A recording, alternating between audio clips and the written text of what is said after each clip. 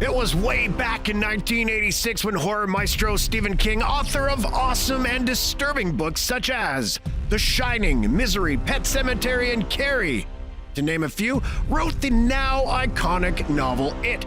The book was number 22 in his bibliography, and the story follows the experiences of 7 children as they are terrorized by an evil entity that exploits the fears of its victims to disguise itself while hunting its prey. In this case, the monster transforms itself into Pennywise the Dancing Clown in order to lure its favorite prey, young children.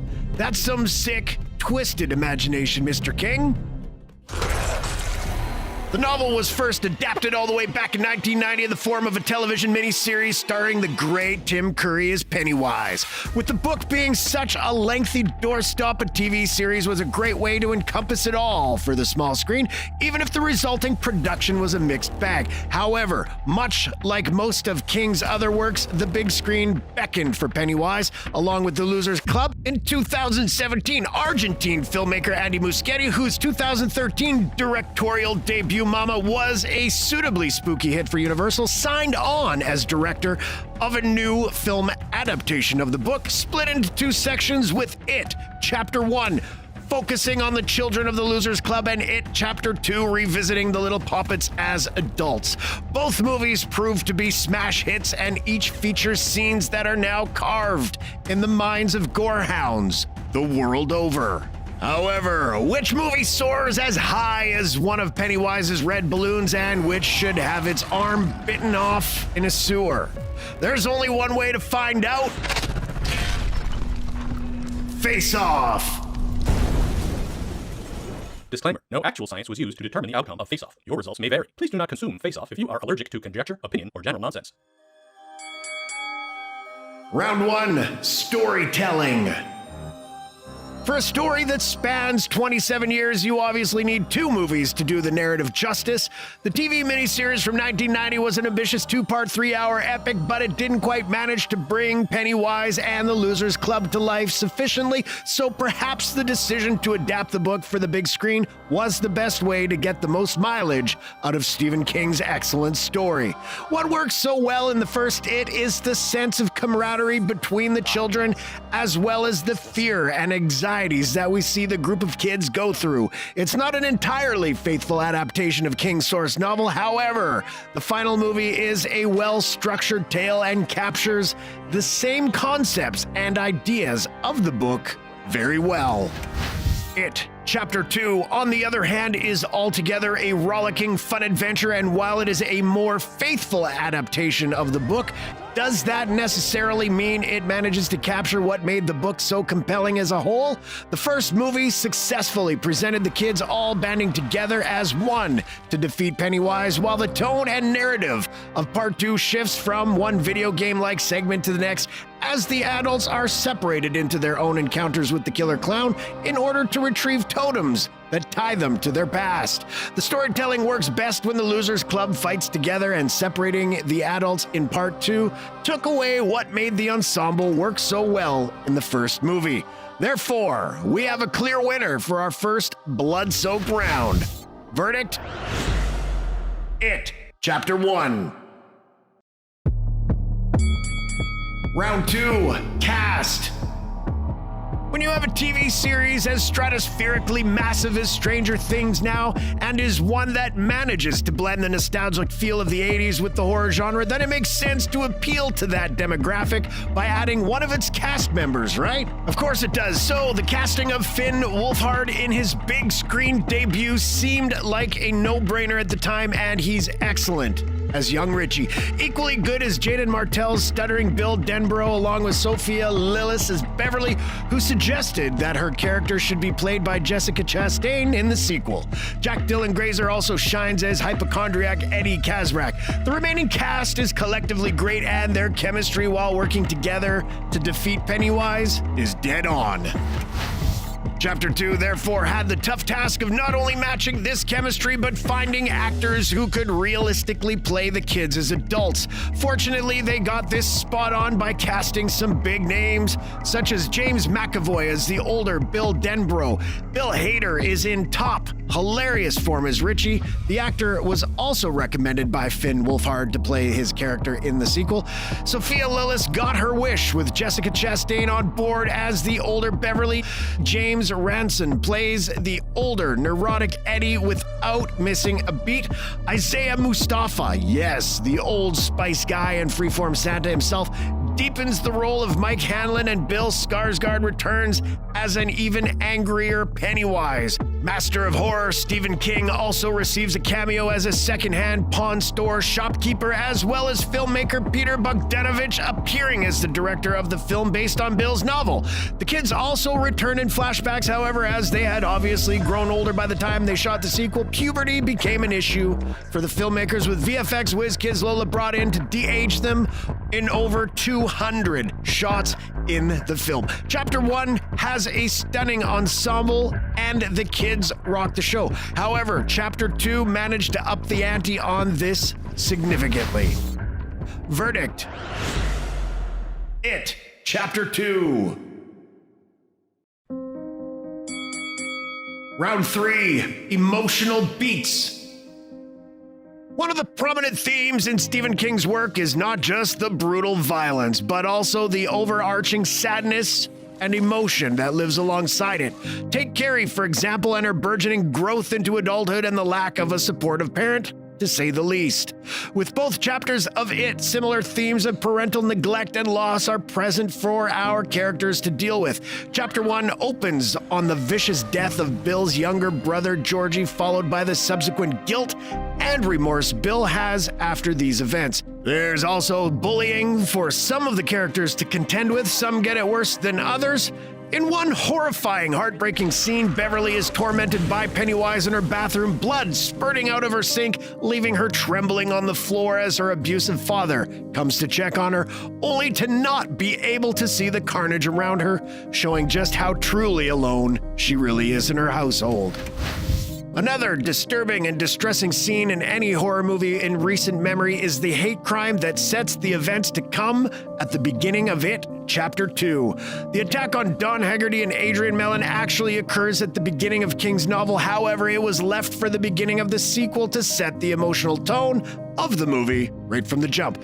Don and his asthmatic boyfriend Adrian are both beaten by locals, with Adrian eventually being tossed over a bridge to drown. By the time Don gets down to find him, Adrian has his heart bitten out by the resurgent Pennywise, and the devastation felt by Don in losing the love of his life is heartbreaking. We also have a flashback to Beverly's youth, in which another encounter with her dad further emphasizes just how shitty her life really has been, especially as we witness the abuse she suffered by her husband earlier in the film. However, for the plight of the kids in the first movie and the emotional trauma they are subjected to, this round goes to It, Chapter 1. Round 4, a sense of fun and adventure. This round is going to be bruising, as both movies feel like a total adventure through and through. The first installment is equally disturbing, as it is fun, humorous adventure with kids not only tackling cruel bullies and the menacing Pennywise, but also discovering themselves and their inner strength across the film's narrative. The pacing of the movie never lets up. After only first 20 minutes, we know we're in for a gruesome yet wholly satisfying horror experience. The aforementioned Georgie and Pennywise arm chomping, followed by being dragged down into the sewers, sets the malevolent tone. Then we meet the rest of the Losers Club and witness their plight at the hands of the sadistic bullies. Sure, there are some scenes such as Pennywise eating one of the bullies after terrorizing Mike, but it's balanced out with a heartwarming jump into a quarry that further cements the kids' bond. The sequel had the unenviable task of attempting to match the range of emotions viewers experienced in the first film. And you know what, my gorehound friends? It mostly succeeds. It, Chapter 2, manages to be just as much fun and perhaps even a little more exciting than the first film. Critics likened the experience of watching the movie to being in a horror funhouse, and that is possibly the most apt way of describing the adventure. The movie's plot may be all over the place, and as the adults go on their separate adventures, it takes away from the bond and togetherness they all had in the first film. Also, the visual effects are arguably too heavily reliant upon CGI to be truly terrifying, but overall, this just adds to the fun roller coaster ride we're taking on. Plus, who doesn't want to see a huge insect with the head of a baby crawling out of their food around the dinner table, even if the CGI is a tad subpar? Thus, for all of its balls to the wall craziness, this round goes to It, Chapter 2. Round 5, scares and death scenes. We're getting right down to the business end of this contest, and perhaps the most important round when it comes to scoring any horror movie, the scares and death scenes. Any good horror film lives or dies by how scary it is, and both movies serve up some genuinely terrifying sequences. The first added a new scene to the story in which a creepy lady in an ominous painting terrorizes Stanley Uris, which Stephen King himself admitted to being scared by. However, it's in its opening scenes in which we discover how mean-spirited and frightening the film really is. It accomplishes this by breaking the general unspoken rule of horror to not depict kids actually getting hurt by showing poor Georgie's arm being bitten off right in front of us and then dragged down to his death in the sewers to most likely be eaten whole by Pennywise. The terror continues, and there are several other memorable sequences that follow the shocking opener. Beverly and her Nightmare on Elm Street inspired blood geyser from the sink. Pennywise appearing on the kids' slideshow, and the dancing clown rising up from a bloody flood with a zombified Georgie taunting Bill.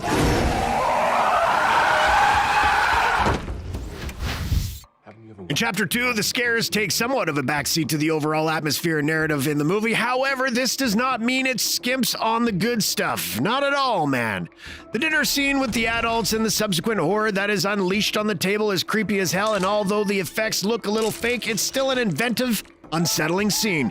Beverly's time in the toilet cubicle also raised the stakes in bloody horror, with the sequence requiring a record 5,000 gallons of fake blood to create the effect in which the room is filled with the red stuff and Bev is slowly engulfed by it.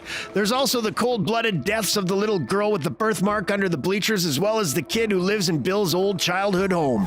Another reoccurring scene from Chapter 1 is featured in the sequel when Betty Ripsom makes a reappearance behind 3 doors with "Not scary at all, scary and very scary" written on them in blood. Well, technically just Betty's lower half of her dismembered body makes an appearance until they reach the "not scary at all" door to find the cutest Pomeranian dog you'll ever see, only for it to transform into one of the most hideous creatures ever. While Chapter 2 is one hell of a fun ride from start to finish, it can't compete with the more creatively perturbing kills from the first one. Verdict: It, Chapter 1. And if you love horror as much as we do, why not like this video and subscribe to our channel? Pennywise would approve. Round 6, big screen suitability. So it looks like the first film has managed to chop the limbs off of its sequel in this contest so far, but perhaps a final round will fully determine if it will crush the heart of its competition or if Chapter 2 can tie up this face-off. Fuck you! I'm not afraid of you! The fun's just beginning. The line from your act, dude.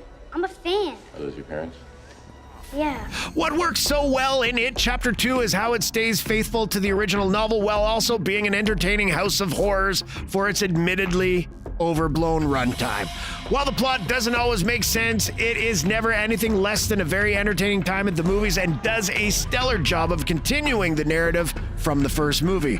While its production values and cinematography are more or less similar to the first installment, what lets it down slightly in some ways is its reliance on sticking as closely to the source material as possible. This means that although the story structure works well in the book, it doesn't translate quite as smoothly on the silver screen. Like the critics said of the movie, it feels clunky. However, on the flip side, Chapter 2 delves more into the adult versions of the characters that make up the Losers Club and also how the mechanics of the monster work. If only it was able to condense all of its wild ideas and bloated plot into a more streamlined, accessible film, then it would have an even greater lasting legacy. Verdict? It, Chapter 1.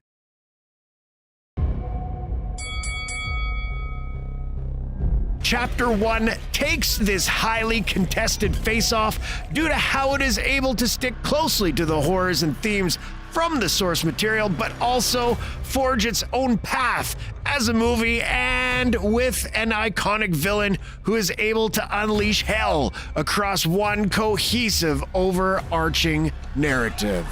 Winner! It, Chapter 1. There we have it, lovers of all things that go bump in the night, or even those of you with a fetish for clowns who love red balloons. We have our winner of this face-off, and it's time to think about which movie you would have chosen as the winner. Let us know in the comments, and while you're at it, why not tell your friends who may like this sort of content about our videos. And until next time, Time to float. thanks for watching.